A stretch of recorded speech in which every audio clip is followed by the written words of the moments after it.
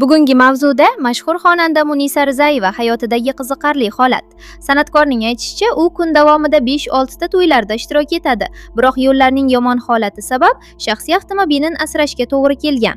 Shu bois u ba'zan yordamchisining mashinasidan foydalanayotganini ham aytib o'tdi. Endi esa ushbu holat aks etgan videoni tomosha qilamiz.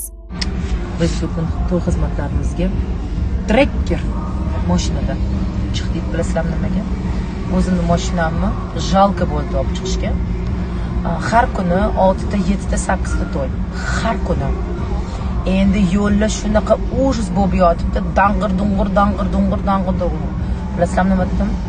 Sunnatiga dedim. Voditelimizga. Aka dedim, iltimos dedim. Mana shu mashinamni dedim, garajga qo'ying dedim. O'zingizni mashinangizni olib chiqing dedim. Sizni mashinangizda yuramiz dedim.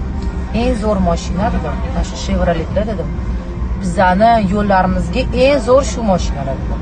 Iltimos, mazza qilib o'zingizni mashinangizda cho'qirligi tushib, mazza qilib yuramiz dedim. Meni mashinamni xadovkani o'ldirmaydi dedim. Mashinani parkovkaga qo'yib, trekkerda chiqdim.